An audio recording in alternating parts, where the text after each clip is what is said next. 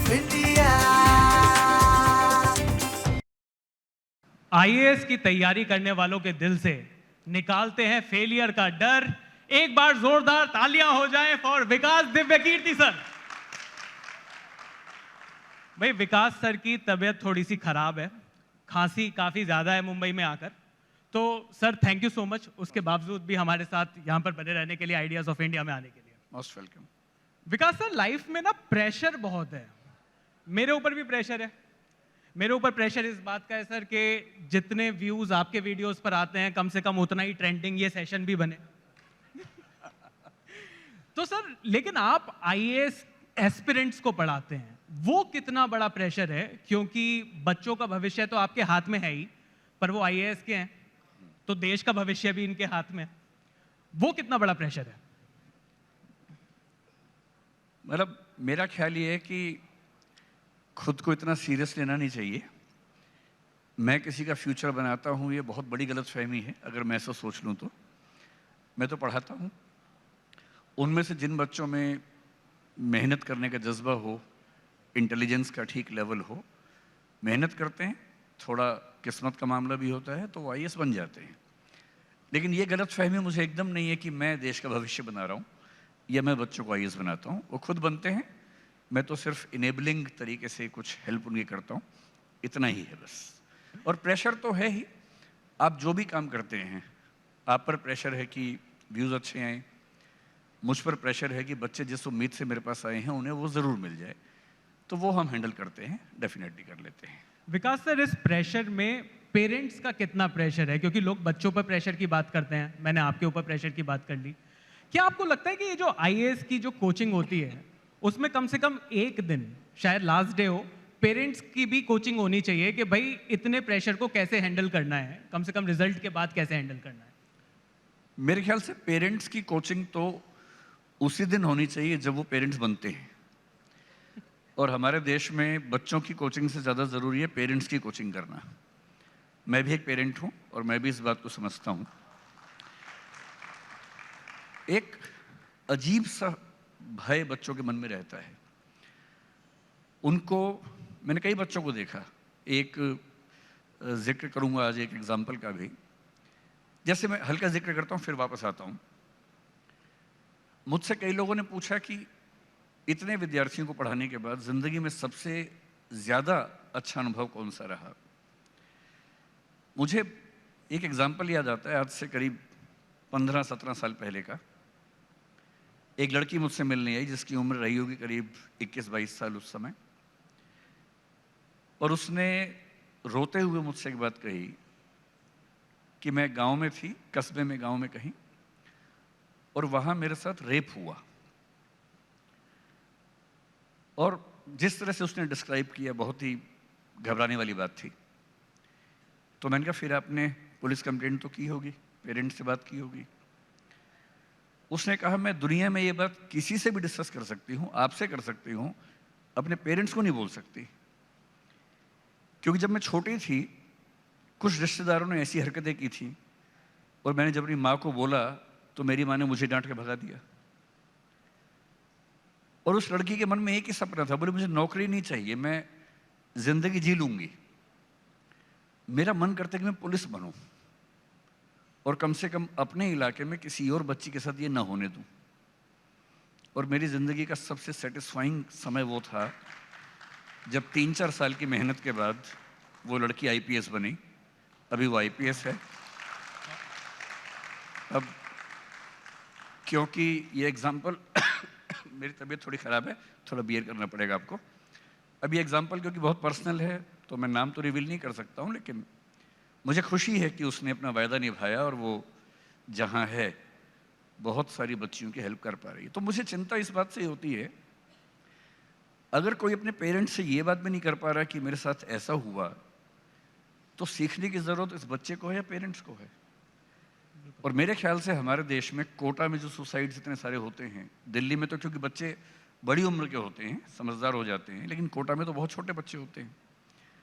और यदि बच्चे सुसाइड करते हैं तो मैं साफ साफ कह रहा हूँ, एक बहुत प्रसिद्ध कविता है, उसकी एक लाइन है, दिखाई दे या ना दे पर शामिल ज़रूर होता है, हर खुदकुशी में दरअसल हत्यारा शामिल होता है। खुदकुशी खुदकुशी नहीं होती, हत्या होती है। अंतर सिर्फ इतना है कि वो एक आदमी ने मर्डर नहीं किया, समाज ने मिलकर किया है। और जब समाज मर्डर करता है तो वो खुदकुशी उसका नाम है। और समाज एजेंट बनाता है पेरेंट्स को, और पेरेंट्स गलत नहीं होते हैं। पेरेंट्स पे अपना प्रेशर बहुत ज़्यादा है सोसाइटी का। मैं ये नहीं कह रहा कि पेरेंट्स को टांग दीजिए, पेरेंट्स पर भी बहुत प्रेशर है, लेकिन पेरेंट्स को समझना पड़ेगा कि अगर समाज के प्रेशर को उन्होंने बढ़ा के या उतना का उतना बच्चे पर डाल दिया तो फिर पेरेंट होने का मतलब क्या हुआ। तो पेरेंट्स को तो ढाल होना चाहिए अपने बच्चों के लिए, ना कि और प्रेशर क्रिएट करने वाला मैकेनिज्म होना चाहिए। तो उनकी ट्रेनिंग ज़रूरी है। बिल्कुल सर। थोड़ा सा आपके टीचिंग स्टाइल की बात करते हैं। विकास सर, मैंने सुना है कि आप इंग्लिश में भी कोचिंग लेते हैं, पर उसमें आप 40% हिंदी बोलते हैं। ये क्या बात है? मतलब इंग्लिश बोलना इतना जरूरी, इंग्लिश में पढ़ाना इतना जरूरी, अगर हिंदी फिर भी बोलनी पड़ रही है तो? या कोई और कहानी है इसकी? नहीं, इसकी दूसरी कहानी है। मतलब हमें अंग्रेजी बोलने में दिक्कत नहीं है, हम 3 घंटे की क्लास इंग्लिश में लेते हैं, ऐसी कोई दिक्कत मुझे नहीं है। प्रॉब्लम ये है कि जो बच्चे आईएएस के लिए पढ़ने आते हैं हमसे, उनमें से 90% वो हैं इंग्लिश मीडियम में, जो इंग्लिश मीडियम के बच्चे हैं। इंग्लिश उनके लिए लिखने का मीडियम है, समझने का नहीं है। और कम से कम जोक्स का तो एकदम नहीं है, हंसी मजाक का तो एकदम नहीं है। So when I took the first class in English medium, I continued in English for almost 3 hours, and then one of the students asked me, कि sir, you are speaking in English. मैंने कहा that's what I'm supposed to. This is an English medium class. तो बच्चों ने मुझे कहा नहीं sir, English medium का मतलब हम जो समझते हैं, आप लिखवा इंग्लिश में दीजिए, टर्म्स इंग्लिश की यूज कीजिए, पर बोलिए हिंदी, क्योंकि हमें समझ हिंदी में आता है। And this is good. We are using English as a cognitive language, language of learning. Why should we use English as the mother tongue? Why should we use English as the language of jokes and humor? हम अपने तरीके से use करेंगे भाषा को। पर sir, English speaking वालों का कोई एज है क्या हिंदी बोलने वालों के ऊपर? जरूरी नहीं है। इज्जत तो उन्हें ज्यादा मिलती है। हाँ, ये है हमारे समाज में, यदि कोई इंग्लिश बोले तो लोग मान लेते हैं कि ये बहुत ही समझदार व्यक्ति है, चाहे वो कितनी भी खराब बात बोल रहा हो। और हिंदी वाले को एक प्रेशर होता है ये साबित करने का कि नहीं, मैं अच्छी बात बोल सकता हूँ। मैं आपको एग्जांपल देके समझाता हूँ। हम आईएएस के इंटरव्यूज जब लेते हैं, मॉक इंटरव्यूज, अगर किसी बच्चे की बैकग्राउंड में लिखा हो कि उसने इंग्लिश ऑनर्स किया, मास्टर्स इन इंग्लिश किया, हम प्रिज्यूम करते हैं कि बहुत समझदार बच्चा होगा। कई बार गलत भी साबित हो जाता है। और अगर कोई बच्चा संस्कृत से या उर्दू से या अरेबिक से पढ़ के आया हो, हमारी प्रिजम्पशन होती है कि उस बच्चे के पास बहुत कम चीज़ें होंगी, विजडम कम होगी। गलत प्रिजम्पशन है। उस बच्चे को कम से कम 10 मिनट तो ये साबित करने में लगते हैं कि नहीं, मैं भी समझदार हूँ, और उसके बाद फिर वो अपने आप को साबित करता है। ये सोशल प्रॉब्लम है। हमारी सोसाइटी इंग्लिश को ओवर वैल्यू करती है, जबकि भाषा क्या है? आप जिस समाज में रहते हैं वहाँ की भाषा बोलते हैं। It's as simple as that. England का बच्चा गधे से गधा बच्चा भी इंग्लिश बोलता है, लेकिन बात तो गधेपनी की करता है उसके बाद भी। और हिंदुस्तान का बच्चा, हिंदी बेल्ट का बच्चा हिंदी सीखेगा तो हिंदी में बात करेगा। समझदारी और भाषा कोई ऐसा नेसेसरी लिंक थोड़ा ना है कि समझदारी एक भाषा में ही आएगी, किसी में भी आ सकती है। सर, यंगस्टर्स को पढ़ाने के लिए आप भी ह्यूमर का सहारा लेते हो। बहुत सारे लोग अब ह्यूमर का सहारा लेने लगे हैं। पहले तो सिर्फ लड़की को इम्प्रेस करने के लिए ही सेंस ऑफ ह्यूमर का सहारा लेना पड़ता था, अब पढ़ाने के लिए भी लेना पड़ता है। जब मैं छोटा था, मैं हरियाणा से हूँ, तो जो बात आपने कही, हमारे स्कूल में कहावत थी लड़कों के बीच में कि अगर किसी लड़की को इम्प्रेस करना, उसे हंसाओ। और एक कथन चलता था, हंसी तो समझो फंसी। तो हम तो उसी जनरेशन से सुन सुन के बड़े हुए। पर मैंने पाया पढ़ाते हुए, क्योंकि हमारे यहाँ क्लासेस काफ़ी लंबी होती है, 3 घंटे की एक क्लास होती है, और कभी कभी आधे घंटे के ब्रेक के बाद फिर 3 घंटे, फिर 3 घंटे, कभी कभी ऐसा भी होता है रेयर सिचुएशंस में, वैसे 3 घंटे की। एक जनरल स्पैन ऑफ अटेंशन किसी इंडिविजुअल का 1 मिनट के आसपास होता है। बहुत एक्सटेंड करें तो एकेडमिक्स में 40 मिनट 50 मिनट का हो सकता है। इसलिए आप देखेंगे कि स्कूल्स में, कॉलेजेस में लेक्चर का जो ड्यूरेशन है that is 40 minutes 50 minutes on an average. हमें 3 घंटे पढ़ाना होता है। तो एक ज़रूरी चीज़ है कि बच्चों को बार बार रिफ़्रेश करते रहें। रिफ़्रेश का बटन तो है नहीं कंप्यूटर की तरह से आपने दबाए और रिफ़्रेश हो गए। तो हमारा मैकेनिज़्म है रिफ़्रेश करने का कि हंसी मजाक करें और मजाक के थ्रू उन बच्चों को वो ज़ोर से ठहाका मारें, थकान दूर हो जाए, फिर से बात शुरू कर दें। लेकिन इसमें दो बातें ध्यान रखने की होती हैं। एक तो हंसी मजाक इतना ना हो कि मेन कंटेंट छूट जाए, ऐसा भी कई बार होता है। और दूसरा, सैडली हंसी मजाक करने की एक तमीज़ होती है जो कई लोग ध्यान नहीं रखते हैं। हंसी मजाक इसलिए नहीं होना चाहिए कि हम सोसाइटी के वल्नरेबल सेक्शंस को और वल्नरेबल बना दें। हमारा सारा ह्यूमर औरतों पे ही हो, हमारा सारा ह्यूमर कुछ जातियों पे हो, हमारा सारा ह्यूमर एलजीबीटी पे हो, थर्ड जेंडर पे हो, तो हम मजाक के माध्यम से समाज को और गंदा बनाते हैं, समाज को अच्छा नहीं बनाते। ह्यूमर ऐसा हो जो इंसान को और बेहतर इंसान बनाए और साथ में हंसा भी सके। सर, कहते हैं कि आईएएस इंडिया की सबसे पावरफुल जॉब है। अब वही आईएएस ऑफिसर्स जब आपसे मिलते हैं, आपके स्टूडेंट्स जो पुराने, वो आकर आपके पैर छूते हैं, तो आपको कितना पावरफुल लगता है? कभी कभी ऐसा नहीं लगता कि कभी कभी लगता है आप उन्हें भगवान है, मतलब ऐसी वाली फीलिंग तो नहीं आती? पर्सनली मुझे बहुत बुरा लगता है कोई अगर मेरे पैर छूता है तो, कोई भी। सिर्फ मेरा बेटा है, मैं चाहता हूं कि मेरे पैर छुए, मेरे ना छुए, सबके छूता रहे। इसलिए नहीं कि मुझे बहुत अच्छा लगता है कोई मेरे पैर छुए, इसलिए कि उसको ये आदत रहे कि झुकना सीखना है। सिर्फ इसलिए मैं अपने पेरेंट्स के, अपने बड़ों के पैर ज़रूर छूता हूँ। मुझे इस बात में बहुत आस्था नहीं है कि आशीर्वाद मिलने से बहुत कुछ होता है जीवन में। मैं बहुत ही साइंटिफिक माइंड का आदमी हूँ और मुझे बहुत संदेह होता है बातों पे। मैं बहुत जल्दी भरोसा नहीं करता हूँ।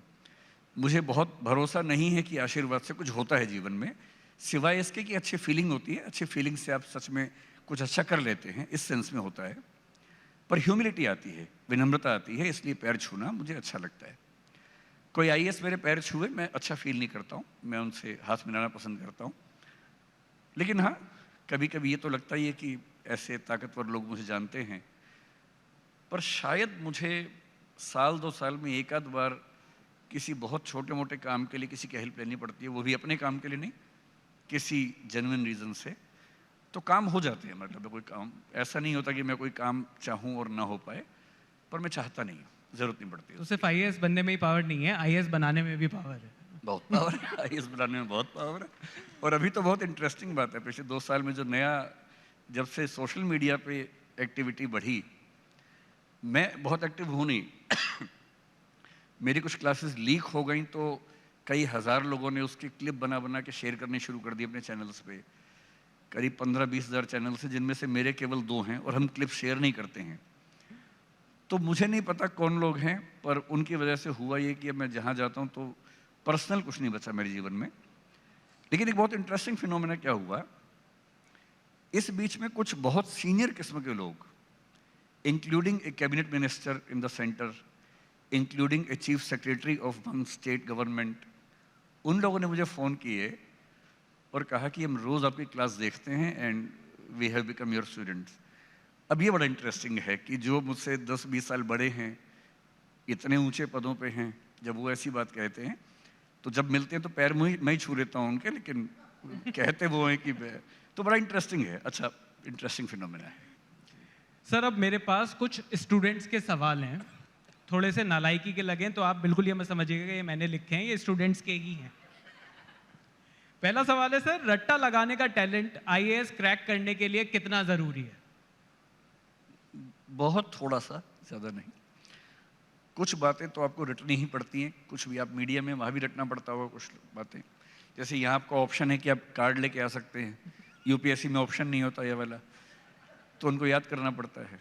अब जैसे मैप है, इंडिया का मैप है, इंडिया के लेफ्ट में पाकिस्तान है, ये कोई लॉजिक की बात तो है नहीं, तो याद ही करना पड़ेगा। पाकिस्तान के बाद अफगानिस्तान याद ही करना पड़ेगा। तो अब हिस्ट्री में किसी किंग के बाद दूसरा किंग आया है, याद ही करना पड़ेगा ना। So a lot of things are to be marked up, लेकिन रटना is only 10-15% of highest preparation, बाकी अंडरस्टैंडिंग का मामला है। सर, अगला सवाल है कि पढ़ाई करते करते मुझे गर्लफ्रेंड की बहुत याद आती है, मैं क्या करूं? मिल लो क्योंकि अगर आप उससे नहीं मिलेंगे तो याद में ज़्यादा समय खराब करेंगे, और 2-4 बार मिल लेंगे तो मिलने की इच्छा वैसे भी कम हो जाएगी, फिर आप पढ़ाई करेंगे। And this is not only about the girlfriends, this is also about the boyfriends. It's a gender neutral statement. क्योंकि ज़्यादा याद इसलिए आ रही है कि कम मिले हैं। फैमिलियरिटी ब्रीड्स कंटेम्प्ट बहुत सामान्य सा नियम है। 10-20 बार मिल लीजिए, फिर कम मिलेंगे। मनी डजंट मैटर, ये लाइफ में कितना पैसा कमाने के बाद कहा जा सकता है? लोगों का सवाल है, मेरा नहीं है। नहीं, आपका भी है तो क्या दिक्कत है इसमें? देखिए, 2 तरह के लोग हैं। एक बड़ी प्रसिद्ध कहावत है, संत किसको बोलते हैं। तो मैंने एक स्टेटमेंट पढ़ी थी कहीं कि संत वो नहीं है जो दुनिया के कंपटीशन से हार जाता है। संत वो है जो दुनिया के हर कंपटीशन में जीत सकता है, पर उसमें एंटर करने से पहले ही उसको पता है कि इसमें जीत के भी कुछ हासिल नहीं होने वाला। जैसे एक फेमस स्टेटमेंट है कि चूहों की दौड़ में सबसे इंटरेस्टिंग है कि जीतने वाला भी चूहा ही होता है। तो ये रियलाइजेशन किसी किसी को पैसा कमाने के बाद आता है, किसी को उसके बाद भी नहीं आता है, और किसी किसी को उसके पहले भी आ जाता है। एक एग्जाम्पल है कबीर दास। अगर आप मुझसे पूछेंगे पूरी इंडियन हिस्ट्री में अगर मुझे एक व्यक्ति के पैर छूने हों तो मैं कबीर दास को चुनूंगा। और कबीर दास के अंदर ये रियलाइजेशन पैसा कमाने से पहले आ गया था। लोग उनको पैसा ऑफर करते थे, पर वो क्या बोलते थे, साईं उतना दीजिए जा मैं कुटुंब समाए, मैं भी भूखा ना रहूं साधु न भूखा जाए। सिर्फ इतना चाहिए कि पेट भर जाए और कोई मेहमान आए तो उसका पेट भर जाए। उन्होंने पैसे को हाथ तक नहीं लगाया कभी। इसका मतलब ये नहीं कि वो नहीं कमा सकते थे। बाकी लोग भी हैं, कमाते हैं और कमाते हैं, गलत तरीकों से भी कमाते हैं, स्कैम करके कमाते हैं। तो कुछ लोगों की भूख कभी खत्म नहीं होती, कुछ की एक लेवल पे खत्म होती है, कुछ शुरुआत के समय ही खत्म कर लेते हैं। डिपेंड करता है कि उस व्यक्ति का व्यक्तित्व कैसा है, पर्सनैलिटी कैसी है। अगर अभी ये सवाल मुझ पर टारगेटेड था तो मैं अपने बारे में जवाब दूं। बताइए सर। मैं अब जनरली पैसे के लिए काम नहीं करता हूं, लेकिन जैसे 3 इडियट्स में एक डायलॉग है, एक लेवल के बाद आप कुछ भी करते हैं तो पैसा आ ही जाता है। लेकिन मैं पैसे के लिए अब काम नहीं करता हूं। मेरा मोटिवेशन अब वो नहीं रहता। मेरा मोटिवेशन कुछ अलग किस्म का है जिसमें पैसा बड़ा फैक्टर नहीं है। But yes, I am a successful person, तो मेरे पास कोई कमी नहीं है। मैं अपने परिवार का भरण पोषण जीवन भर कर सकता हूँ, कोई चिंता की बात नहीं है। इसलिए मैं कह पा रहा हूँ ये बात। और इससे पहले कहना बेवकूफ़ी भी है। जब तक आप इतना न कमा लें कि आप खुद का पेट भर सकें, परिवार को सम्मान की ज़िंदगी दिलवा सकें, उसके पहले ये कहना कि पैसा नहीं चाहिए एक बेवकूफ़ी भी है। या तो संत हो जाइए, और यदि सांसारिक जीवन जी रहे हैं तो ठीक से निभाइए उसको। फिर सर कई बार ना रिश्तेदार ऐसे ही पूछ लेते हैं कि कितनी सैलरी है, तो इसका क्या जवाब देना होता है? अगर इतनी है कि उनको डरा सकते हैं तो बता दीजिए। अगर इतनी नहीं है तो बताइए कि वो पैकेज है और इतना तो हर महीने मिलता है, बाकी बोनस वगैरह अलग से मिलता है। घुमा फिरा के बोल दीजिए। और नहीं तो थोड़ा दबाव बनाना ही है, थोड़ा बढ़ा के बोल दीजिए, कौन चेक कर रहा है। क्योंकि वो इसलिए पूछ रहे हैं कि वो आपसे कंपेयर करना चाह रहे हैं, और जो इतना कंपेयर करता है उसको थोड़ा सा दुख देना लाजमी है। थोड़ा सा बढ़ा के बोल दीजिए, इतना लाजमी है। एक क्वेश्चन है सर कि ओवर कॉन्फिडेंस और अंडर कॉन्फिडेंस में क्या ज्यादा खतरनाक है? अगर आप किसी पावरफुल पोजीशन पे हैं तो ओवर कॉन्फिडेंस ज़्यादा खतरनाक है। क्योंकि अगर पाकिस्तान का पीएम ओवर कॉन्फिडेंस में बम फेंक दे भारत पे, तो फिर पूरे पाकिस्तान के लिए घातक हो जाएगा। लेकिन यदि आप नॉर्मल लेवल पे हैं तो अंडर कॉन्फिडेंस ठीक है। हाँ, उस केस में अंडर कॉन्फिडेंस ज़्यादा घातक है। पावरफुल पोजीशन पे हैं तो ओवर कॉन्फिडेंस ज़्यादा घातक हो जाएगा। सर इसमें मेरा लास्ट क्वेश्चन है, ये जो बच्चों ने जो क्वेश्चन पूछे थे कि 3 गलतियां जो स्टूडेंट लाइफ में नहीं करनी चाहिए, ये मेरा भी फेवरेट क्वेश्चन है। पहली गलती, अपना प्रश्न किसी और का बता के नहीं पूछना चाहिए।